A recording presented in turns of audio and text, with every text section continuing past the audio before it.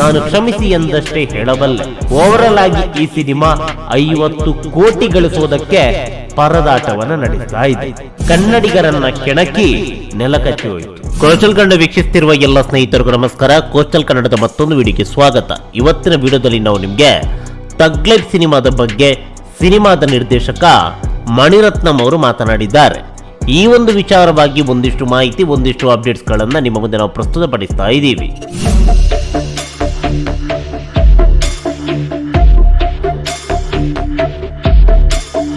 ಬಹುನಿರೀಕ್ಷಿತ cinema ಥಗ್ life ತೆರೆ ಕಂಡು ಸೋತು ಸುಣ್ಣವಾಗಿರೋದು ನಿಮ್ಗೆಲ್ಲ ಗೊತ್ತೇ ಇದೆ.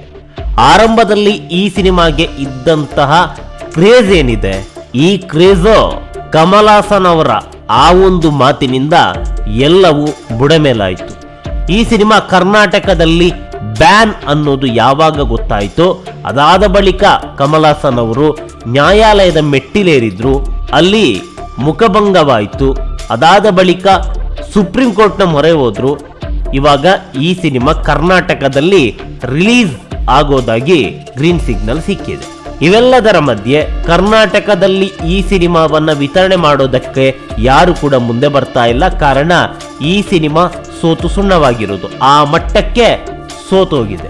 ಈ ಸಿನಿಮಾವನ್ನ ವೀಕ್ಷಣೆ ಮಾಡೋದಕ್ಕಾಗಿ ತಮಿಳುನಾಡಿನ ಮಂದಿಯೇ ಮುಂದೆ ಬರ್ತಾ ಇಲ್ಲ. ಇನ್ನು ಕರ್ನಾಟಕದಲ್ಲಿ ಈ ಸಿನಿಮಾವನ್ನ ರಿಲೀಸ್ ಮಾಡಿದ್ರೆ ಯಾರು ಬರ್ತಾರೆ ಎನ್ನುವ ಯಕ್ಷ ಪ್ರಶ್ನೆ ಅವರಲ್ಲಿ ಕಾಡ್ತಾ ಇದೆ. ಇವೆಲ್ಲದರ ಮಧ್ಯೆ ಈ ಸಿನಿಮಾ 300 ಕೋಟಿ ರೂಪಾಯಿ ಬಂಡವಾಳದ ಸಿನಿಮಾ. ಓವರಾಲ್ ಆಗಿ ಈ ಸಿನಿಮಾ 50 ಕೋಟಿ ಗಳಿಸೋದಕ್ಕೆ ಪರದಾಟವನ್ನ ನಡೆಸ್ತಾ ಇದೆ. ಹೀಗಿರ್ಬೇಕಾದ್ರೆ ಈ ಸಿನಿಮಾದ ನಿರ್ದೇಶಕರಾದಂತಹ ಮಣಿರತ್ನ ಅವರು ಈ ಸಿನಿಮಾದ ಸೋಲಿನ ಬಗ್ಗೆ ಮಾತನಾಡಿದ್ದಾರೆ. ಸಂದರ್ಶನವೊಂದರಲ್ಲಿ ಮಾತನಾಡಿದ ಅವರು, ನಮ್ಮಿಬ್ಬರಿಂದ ಮತ್ತೊಂದು ನಾಯಕ ನಿರೀಕ್ಷಿಸುತ್ತಿದ್ದವರಿಗೆ ನಾನು ಕ್ಷಮಿಸಿ ಎಂದಷ್ಟೇ ಹೇಳಬಲ್ಲೆ. ನಮ್ಮದು ಹಿಂತಿರುಗಿ ನೋಡುವ ಉದ್ದೇಶ ಇರಲಿಲ್ಲ. ನಾವು ಸಂಪೂರ್ಣವಾಗಿ ವಿಭಿನ್ನವಾದುದನ್ನು ಮಾಡೋದಕ್ಕೆ ಬಯಸಿದ್ವಿ. ಅತಿಯಾದ ನಿರೀಕ್ಷೆ ಅನ್ನೋದಕ್ಕಿಂತ ಅದು ಮತ್ತೊಂದು ನಿರೀಕ್ಷೆಯಾಗಿತ್ತು ಎಂದು ನಾನು ಭಾವಿಸಿರುತ್ತೇನೆ. ಪ್ರೇಕ್ಷಕರು ನಮ್ಮಿಂದ ಮತ್ತಷ್ಟು ವಿಭಿನ್ನವಾದ ಪ್ರಯತ್ನವನ್ನು ನಿರೀಕ್ಷೆ ಮಾಡ್ತಾ ಇದ್ರು ಅಂತ ಹೇಳಿದ್ದಾರೆ.